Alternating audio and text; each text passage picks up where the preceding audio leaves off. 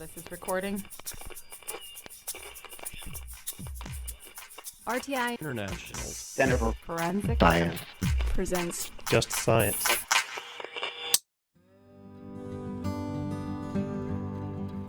Welcome to Just Science, a podcast for forensic science professionals and anyone who is interested in learning more about how real crime laboratories work.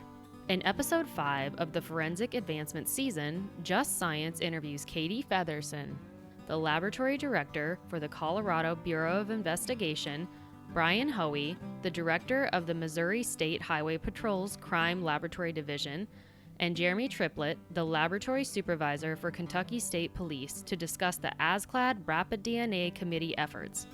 In addition to implementing rapid DNA technology in law enforcement units for investigative leads, the technology can be used in disaster victim identification, DVI. The American Society of Crime Laboratory Directors recognizes that the forensic science community can aid these efforts. Listen along as Katie Fetherston, Brian Hoey, and Jeremy Triplett discuss how the law enforcement, DVI, and forensic laboratory subcommittees of the ASCLD Rapid DNA Task Force provide coordination and oversight, assisting in facilitating communication along with developing best practices and guidance documents. This season is funded by the National Institute of Justice's Forensic Technology Center of Excellence. Here's your host, Dr. John Morgan.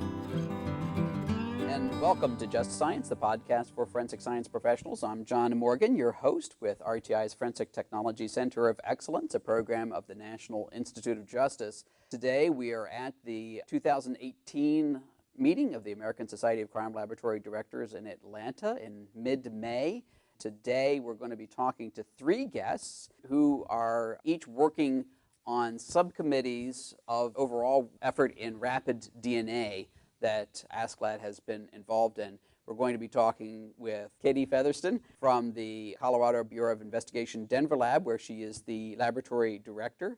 She started there as a DNA analyst and doing PCR from the get-go, or did you learn some of the old techniques too? I started out with RFLP in a private laboratory back in 1993. Okay, well there you go. That gives you cred in DNA. We also have with us Mr. Brian Hoey, an MBA from the William Woods University with an MS from Northern Illinois, who is now the director of the Missouri State Highway Patrol's Crime Laboratory Division, also having started in Missouri in 1993 in the DNA profiling section. And I know because we heard beforehand that you had actually spent some time at Quantico learning RFLP. So Yes. And then, last but certainly not least, the one and only Jeremy Triplett, Laboratory Supervisor for the Kentucky State Police with a master's degree from the University of Florida, Drug Chemistry Supervisor for the Kentucky State Police Central Forensic Laboratory in Frankfort, also served as the Drug Chemistry Technical Leader for 6 of Kentucky State Police's laboratory branches from 2017 to 16. So you're a drug guy,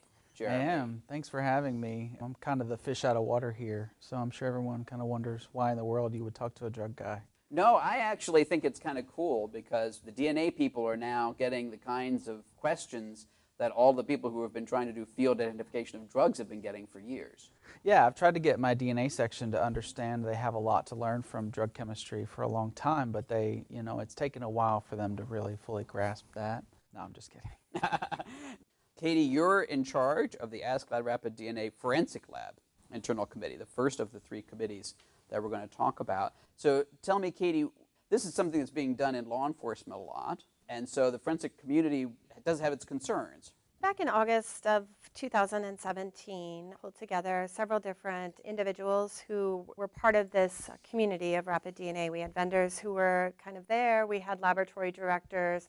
We had people from FEMA there, all discussing rapid DNA. And it was at that point in time that we recognized as crime laboratory directors that we really wanted to have a seat at the table and really wanted to have an opportunity to think through how this technology could be introduced in a variety of manners. But since we are the stewards of the quality of forensic science evidence, we are always looked at to provide guidance to law enforcement whenever new technology comes in. We really wanted to be proactive on this and come up with some guidance documents or some pieces of information that laboratory directors and other people could use in order to introduce this technology either in a law enforcement agency, into the laboratory itself. So that's kind of where all of this blossomed from, and this idea of putting together these 3 different committees within ASCLD. Does Colorado have rapid DNA instruments fielded at this point? No, we do not. Although we do collect arrestees at the time that they are arrested, we are what they refer to as a charging state, meaning that we have to wait in order to process those and enter them into the National DNA Database. We have to wait for charges to be filed. On average, in the state of Colorado, that takes 21 days for that to occur. So in those 21 days, what happens is that the samples are collected, they are sent to our laboratory, entered into a computer database, we wait to confirm charges are filed, and then we process them in the laboratory itself. However, being from Colorado, I am lucky in that we embrace a lot of technology, and so I have had the opportunity to work with both vendors and both rapid DNA instruments within our laboratory to just be able to see how they actually work. Okay, that's fantastic. So the second committee, which is Brian Hoey's committee, and Brian is from Missouri, the ASCLD Rapid DNA Law Enforcement Agencies External Committee. So if the Forensic Lab Internal Committee is really about trying to talk about quality assurance standards, what is it that your committee is really focusing in on? So what we're trying to do is create some of the same documents that Katie was talking about for external outreach to law enforcement agencies.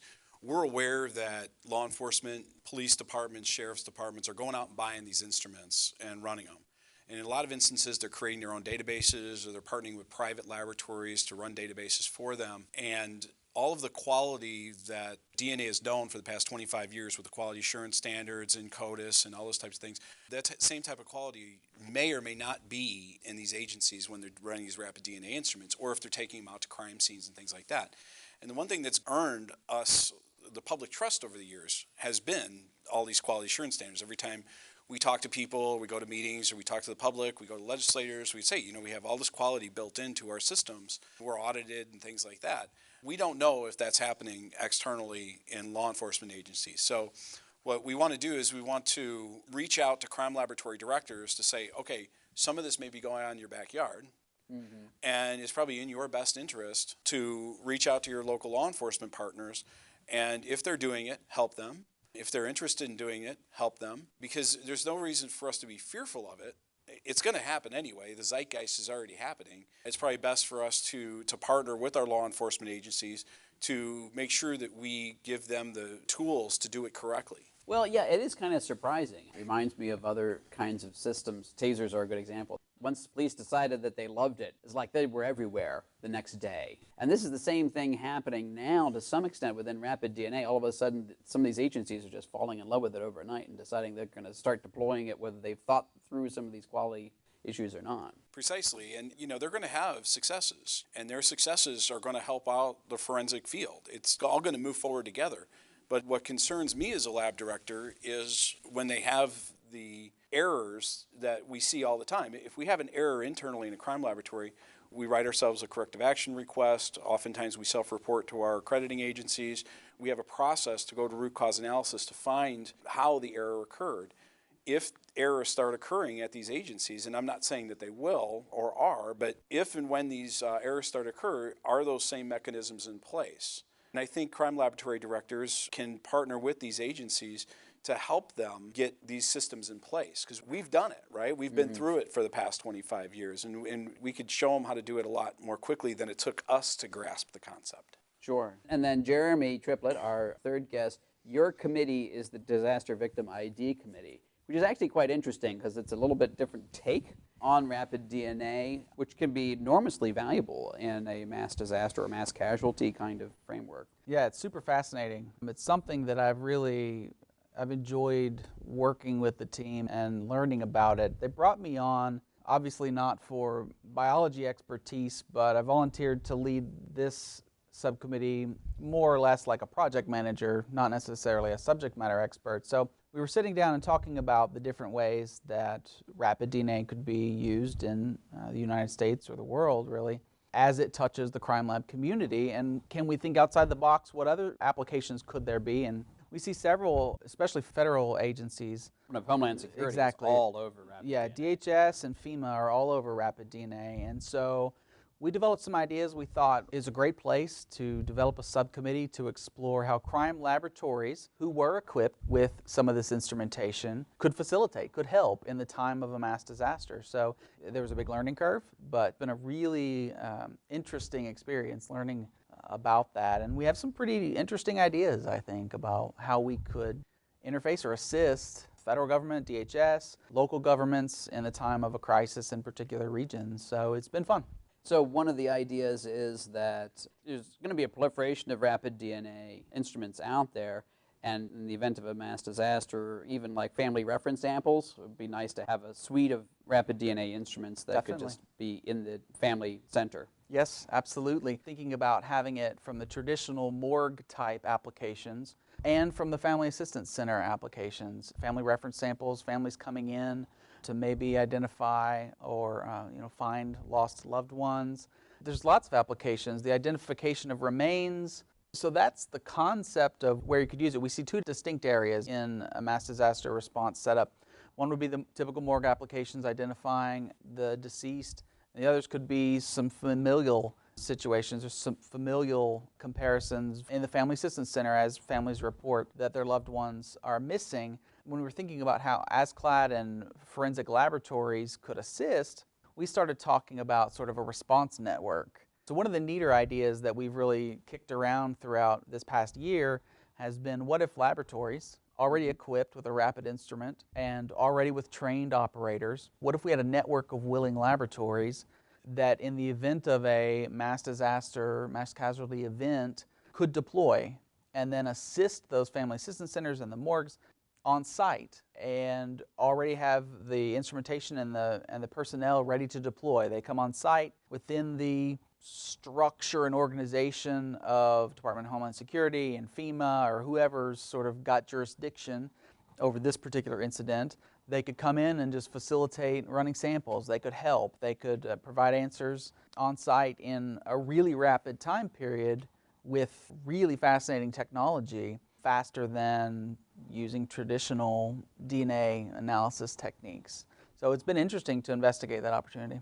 Sure. So just one more question before we try to shift back over into the current use in law enforcement, and that is, so are the systems really, are they strong enough in terms of the information that they're producing to be able to do familial associations? That's a really difficult problem. It is, and I think that we are at a place where many of the vendors are right there. They're working on that. Within the last year, we've seen updates to software from several different vendors for that express purposes. So I think we're there. I mean, I think it's getting better all the time. And it might have been concerning whether we could handle that a few years ago, but seeing some of the vendors and how they've developed software in the last year and how they're eager as well to provide applications for the DVI scenarios, I'm confident. I think we're there, yeah. Sure, it all depends on confidence. You can report off of it, right? Well, yeah, sure. Mm-hmm. Back in 2011, I don't know if you remember, but there was a F5 tornado in Joplin, Missouri that hit. And our laboratory got involved and we identified a lot of the victims, not just the laboratory, DNA, but we did it through, other means as well. And there was some fingerprints involved and stuff. But the laboratory responded, and we also worked in DNA type the families from the Family Reference Center. And one of the things we found out in our hot wash afterward is in a situation like that, the loved ones, the family members want to help. They want to come and they want to do something. So you get, second cousins twice removed coming in and wanting to give a DNA sample if it's going to help. And so generally speaking, we took the samples and we ran them, but we had to transport those from the Family Reference Center to our laboratory to run them and then get a DNA profile, put it into a database, et cetera. It was a lot of work. If we had a rapid DNA instrument there, the families can watch you take that swab and put it in there. They can know that they're helping. They can see that swab go into that instrument, and they can see that instrument run, and they can know that they're helping in real time. And I think that would be really helpful for those loved ones who are in that space, with that missing family member. I think that would be a real help that they can actually see these instruments right there running, cranking out, human beings doing the work right there. Oh, I love that. That's great. The high-tech, light-touch kind of approach really does an enormous amount to humanize the work. It does. It adds a lot of value to that socialization, of all those folks.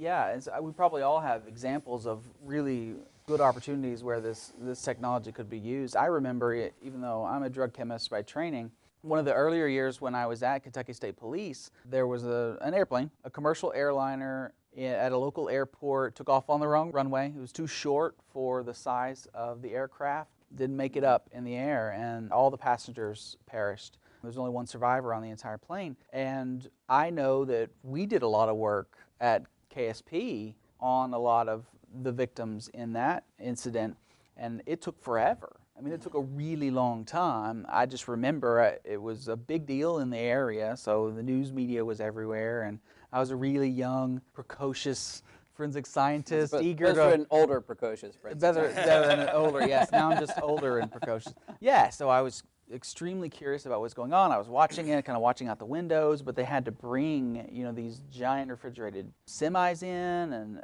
it took a very long time with our staff that was just exhausted by the time it was over from working non-stop for what seemed like probably the better part of 2 or 3 weeks. And it's fascinating to think about what could be possible. Certainly don't want to recreate the situation, but what if this technology was in place at the time? What if we could have done that for this? It would have been interesting to see the difference. In Colorado, several years back, within the laboratory, we had a horrible missing person and homicide of a young woman, and the police headed out and started talking to everybody in the neighborhood. We had a really good DNA profile. We had put it into CODIS, but we were not getting a CODIS hit.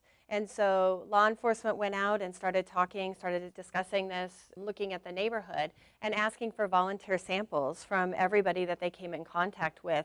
And they were getting these voluntary DNA samples from the neighbors in that particular area. And they were sending them to the laboratory, and we were going through the process of doing the DNA analysis. But at the time, the DNA analysis, even on a fast track, having multiple people there, running overnight, it took us a couple, 2-3 days in order to be developing these DNA profiles from over 500 individuals. And again, we worked over the course of a couple of weeks. It would be an interesting process to think about if you were to have a rapid DNA machine or have these available to you, taking those same 500 samples and processing them, maybe not necessarily with your DNA scientists who do all the mixture interpretation and all of the rest of that, but training up a couple of people to be able to run those a little closer to where that canvassing in the neighborhood was actually occurring, to be developing these DNA profiles and more immediacy. That's what we did with the Joplin thing. We had so many DNA staff in the laboratory working all weekend. It was a Memorial Day weekend. And it was 3 full days of people, we were doing shift work and everything. And my staff was just unbelievable, because they figured out, they wanted to work around the clock, they figured out their own schedules, they were trading things off, they did a fantastic job. But it's really nice to know there's technology coming down the pike that we can avoid that in the future. We can avoid the humans having to go through all that. There's another interesting thought to the network. This is all really, really interesting. One thing I hadn't thought about it's not my idea, it was brought up on my committee throughout the course of this year, was we think about, well, why would we need a rapid instrument to come on site in a location in the event of a mass disaster event? Well, what if the mass disaster event also took out the capabilities of the local crime lab? Now, there's no forensic DNA capability, so that's just another benefit to some of these instruments in the DVI scenario, especially as portable and rugged as many of them are. It's one thing we don't do in state governments. We don't build in redundancy very well. Right, yeah. So you think, well, no, we have all the instruments we need on site, right? But what if the same event that's going to require the analysis takes out that capability? Yeah, well, it's happened. New Orleans is a good example of that. Yeah, the hurricane, absolutely. definitely. All that is fantastic. That's great vision, and obviously something that is going to happen, and we're very, very fortunate about it. A lot of it, though, isn't going to happen if the quality assurance and the confidence of the public isn't maintained. And struck, actually, because not necessarily because of drug identification, but of tox work. Because you wouldn't ever think of putting a breath alcohol instrument out there without, you're going to have a certain level of training, you're going to have a certain kind of calibration, and it's going to be controlled by somebody who knows something about forensic science, right? And that's kind of what you all are trying to do, right, Katie?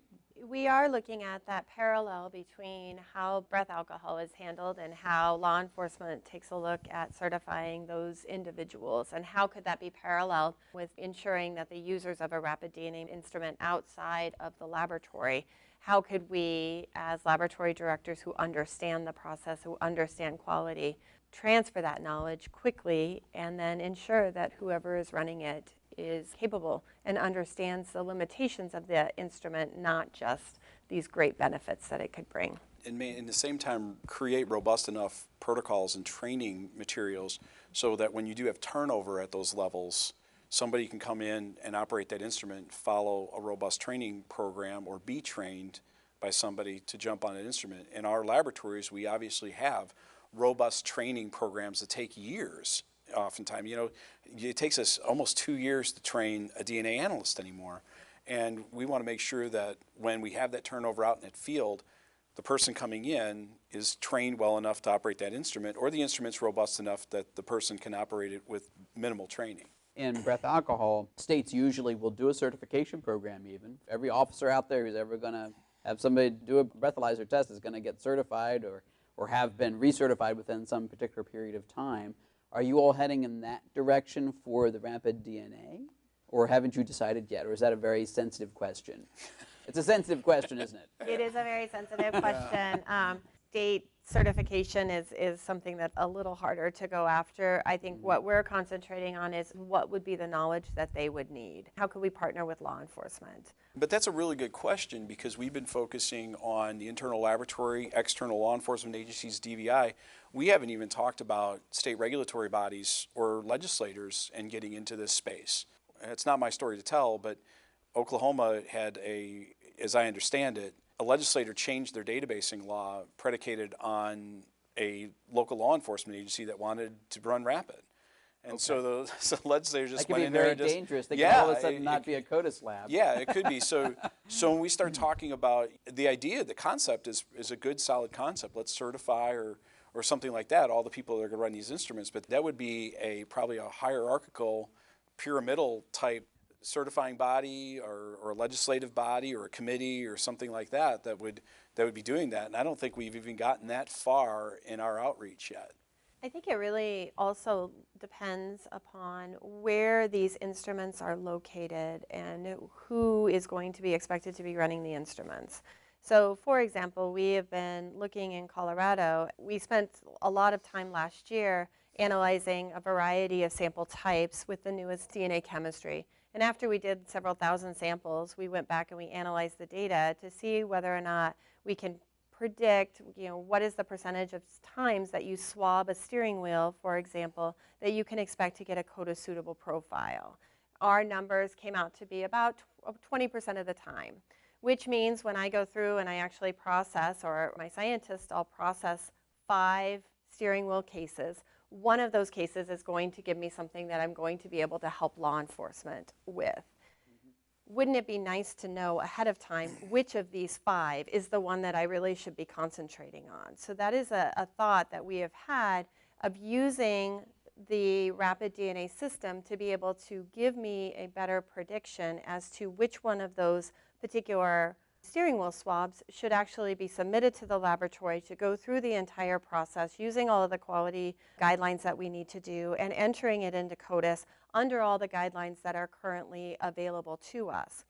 In that particular scenario, we are looking at having maybe a technician that is also part of the laboratory, is trained as part of the laboratory, who would continually do this update of their training, their knowledge, skills, and abilities, and they would be processing through to help the law enforcement and to guide what is actually submitted to the laboratory. I think that looks way different than if you were to put a rapid DNA instrument, in a police department, and you have this is completely outside of any laboratory guidance or any laboratory oversight. And I think that looks way different, and what you would need to do and how you would need to train those individuals looks different because of the way that it is being utilized. Oh, sure. Yeah, absolutely. And, one of the things that you get concerned about is the fact that crime scene is a good example of this, right? There's this particular level of training in crime scene investigation that you would like to see regardless. And not even all CSIs meet those kinds of training standards, but it does certainly vary. This adds a layer of complexity. It could be a very powerful layer of complexity, right? Yes, it does. You know, and so kind of building that into all sorts of training regimens. It isn't just like about rapid DNA. It's about a fairly wide variety of training regimens you might want to try to pull this into. Right. You look at the idea of, one of the things that I teach my staff immediately is safety protocols, or proper PPE, or what is DNA contamination and how does that look. So when I get ready to introduce a new instrument, such as rapid DNA, into my laboratory, everybody has a certain knowledge base that I can work from, that I can then train from. That is not necessarily true when you start putting these kinds of instruments into a law enforcement agency. That's very basic laboratory protocol knowledge may or may not be there. And so those are things that the external committee is really kind of needing to, will be taking a look at. Brian, are you looking at that? Yeah, that and a lot of other things, not the least of which is, you can make the comparison with breath alcohol, and you can also make the comparison in Jeremy's world, like the handheld Raman instruments that are out there for drugs. Right. And we can build quality around those, et cetera. But with DNA, we have another layer of complexity, and that's databasing. So if we are going to now take these instruments and we're going to jam a swab in them, we're going to get a DNA profile, we can't send that to a crime laboratory to go into CODIS, at least in that particular scenario. So a lot of law enforcement are now creating their own databases. They're going out and swabbing their citizens, and they're creating these databases.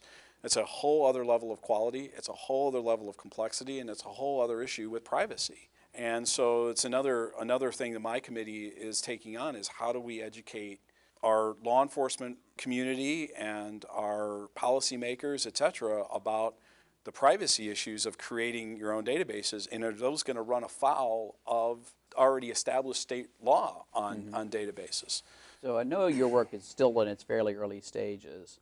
So the obvious question is, where is the receptivity in law enforcement right now? Are you seeing a lot of agencies looking for this kind of guidance, or has there been some pushback like, we're having a great time over here, please don't spoil the party? The agencies that I've talked to, and admittedly it's been few, but the agencies that I've talked to have been very receptive to wanting some sort of guidance. They want to do it right. They want to participate in this ecosystem, and they don't want anything to go wrong either. So that's encouraging. And if we can start from that foundation, I'm encouraged that we'll move forward. And I haven't had an opportunity, at least in my state yet, to go out and address the police chiefs associations or the sheriff's associations in mass yet to actually start, talking about this, because we haven't adopted the technology in my laboratory. So right now I'm only operating, kind of like Jeremy said, as a project manager on this ASCLD committee. But I'm really excited to roll up my sleeves and get out there and start, talking to law enforcement and finding out those types of questions and how receptive they are. Well, I know that the Forensics Committee of the International Association for Chiefs of Police has looked at rapid DNA, at least with respect to trying to understand from their own perspective that, what's going on with rapid DNA and kind of just making sure they're educated. Is your all's effort linked into IACP at this point yet, or is that something still to come? Yes, we have committee members who are on IACP and ASIA and all of the partnering agencies and committees. So we are tapped into all of those associations. Again, it's an ecosystem that we're all trying to operate in. We want to make sure that we have consistent information going out as we develop it. Mm-hmm. It's a difficult problem I've found because, as you all know, there's 18,000 law enforcement agencies out there in the United States.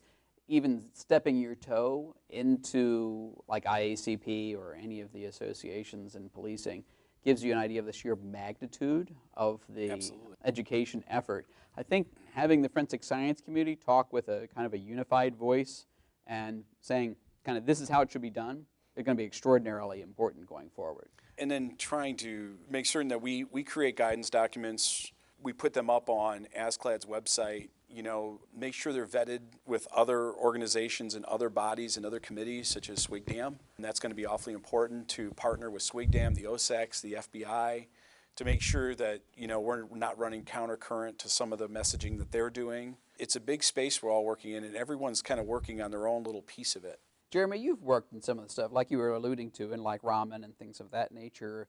I mean, do you think that there are some parallels here in terms of how things will be done or what the best way to forward is? Yeah, it's super fascinating. As we've been sitting here talking, when Katie's talking about sort of triaging some particular samples about which is the best one to take forward, I kind of laughed a little bit.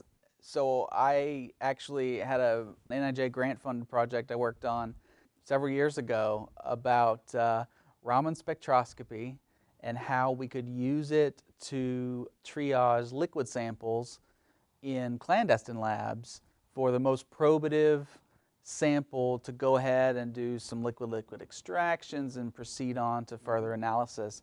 And we were trying to use a quick and fast technique to screen in a way the most probative sample. And so it was really fascinating. It tells me even more that we're not really, sometimes we goof around and say it's the biologist versus the chemist, but we really tackle a lot of the same questions. Mm-hmm. And it's interesting to see how they play out in the different disciplines, but in that way I found that really interesting. And then, of course, I see the parallels with roadside testing, with the new Raman handheld devices that are out there. We see a lot of agencies moving from the old colorimetric tests, a lot less specific, to something like Raman technology, which is a real miniaturized laboratory device. And so we're grappling with the exact same questions. Now, it's much more simplified in the way that we're not databasing anything. No one's particular personal information is going into a database, or we avoid that massive complexity. But we talk about the same things, right? So what is the sufficiency of training for that officer to use a handheld Raman spectrometer on the roadside? What is our responsibility for their training? Should they be certified? Should they be retrained? We have the same questions. So, and then we even have now a few labs I'm aware of, it's become now full circle, where now they're talking about, well, could the brand new handheld Ramans be the rapid DNA of the drug world, where certainly we have agencies that are distributing Raman devices to their officers, but we also have laboratories discussing, what if I provide the instrument in a portion or a room in my laboratory and train the officer to come in, and then they can perform testing with my Raman instrument, just like I know that's a similar concept out there in some laboratories. So it's fascinating to see some of the parallels there. I'd like to cover one more subject, and that is kind of the resources available both from the committees and more broadly on information about rapid DNA. So, I think of Lab out, X out in the world here in the United States. I know I've got a law enforcement agency who is using rapid DNA. So what resources and information is available out there that they can use to try to improve how the quality is done, the operations, and that kind of thing? Well, from the internal committee perspective, we found quite a bit of documentation that discusses rapid DNA, and that's already published, already out there, from inside the laboratory. So you have the quality assurance standards, both for caseworking laboratories as well as the databasing laboratories, and there was a addendum that was put out to those, I believe in 2014, that specifically discusses rapid DNA for single source samples within a laboratory, and all of the standards that you would need to follow in order to be able to take those single source samples, those databasing samples that are worked in a laboratory using rapid DNA, and put those up into the national database. So that document is out there. The FBI and the NDIS procedures also discuss what needs to happen from inside the laboratory in order to, again, put samples up into the DNA database. Again, inside the laboratory, we have our accreditation standards, we have our quality systems that talk about how do you validate different instruments, how do you train people within the laboratory, what are the expectations for competency, what are the expectations for proficiency testing. So from the internal committee, we found quite a few things that guide us from a laboratory. I think that's a little different with some of the other committees. From the external perspective, we're working on very similar documents. Like one of our committee members is working on a version of the quality assurance standards that couldn't possibly be used in a law enforcement agency. So in other words, trying to calibrate, translate the language to in your office versus in your laboratory, and from scientist to police officer, what have you, going through the quality assurance standards and making our own kind of external quality document. We're also working on kind of workflow documents like flow charts or process maps to say, if you're adopting this technology, here's how the flow should go. And we're also looking at costing with those flow charts to say, okay, here's how much it costs in the regular process. Here's how much it's going to cost you doing the rapid process. Because initially, as we get into these emerging technologies, they're going to be very expensive up front. And it's going to take a while before the economies of scale kick in to where they're affordable for laboratories and law enforcement. So our external committee, we're going to try and keep up with that costing so we can show laboratory directors and law enforcement agencies what those costs are to run those samples, because some people may find that it's not very cost effective to be running these things at right now a couple $100 a sample, right? Whereas in our CODIS laboratories, we're doing them for $15-20 a sample. Yeah, that's an interesting point, and one that's oftentimes lost in the instruments aren't nearly as expensive as the printer cartridges, Yeah. as it were. Yeah, exactly. the same That's a good idea. analogy, precisely. Going back to the website briefly, so there's a few different places someone can find information on the ASCLD website in varying levels of availability. ASCLD's position statements on rapid DNA are in the policy library. They're open for everybody. Anybody can see what ASCLD historically has believed about rapid DNA and how rapid DNA should be used. As recently as last November, ASCLD published a position statement on rapid DNA. So if you want to know what the organization and the board believes, that's out there. That's in the policy library on the website. As a member, there's a member toolkit that is currently sort of an initiative we're working on, I should probably say. The goal of the member toolkit would be to provide example policies, samples for ASCLD members to be able to log in and essentially share resources one to another. Well, we're developing model policies, that laboratories can adapt to their own use in their own jurisdiction, and then we would like to set up a situation where someone could log into the member side of the website and share documents, SOPs, validation studies, and really learn from one another. So that's in development, really, on the ASCLD website.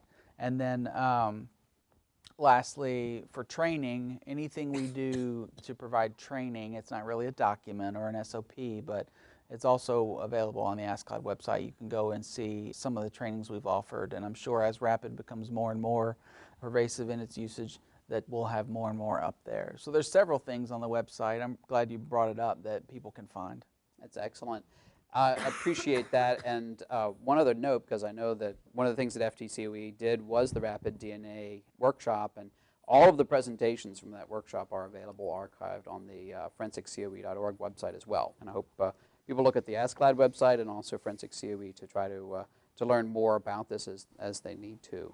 And if there's anybody out there who's listening who would like to participate on these committees, you can get a hold of any one of us, and we can certainly provide a path to you to participate or figure out a way that you can help. I mean, obviously, we're not trying to have everyone get a slice of the pie. We're trying to grow the pie bigger so that everyone can have enough. So, there's plenty of work for people to do out there, and we would love to have people get involved and help us answering some of the questions.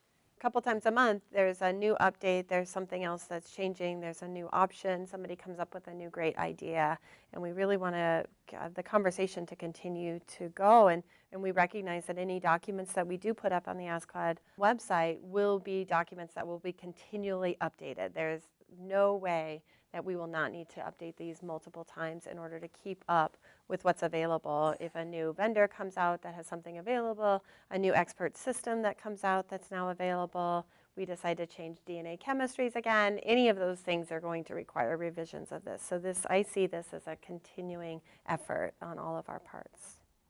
That's excellent. So Katie Fetherston, Brian Hoey, and Jeremy Triplett, thank you all for the work you're doing on Rapid DNA on your committees for ASCLD. And thank you really for being on Just Science. Thank you. Thank you for inviting us. Thank you. And for the listeners, thank you for listening in with us today. Remember to give us lots of stars and recommendations on your podcast platform, and please tell your friends and colleagues about Just Science, the very unique opportunity for forensic science professionals to learn more about what's going on in forensic science, the real deal. from folks like Katie, Brian, and Jeremy. And thank you so much for listening. Next week on Just Science, we will have Ben Swanholm to discuss millennial employees in the crime lab. If you have an interesting case and would like to be a guest on our next season, which will be recorded at the 2019 ASCLD Symposium, please visit our podcast landing page at forensicscoe.org/Just Science Podcast. Opinions or points of views expressed in this podcast represent a consensus of the authors and do not necessarily represent the official position or policies of its funding.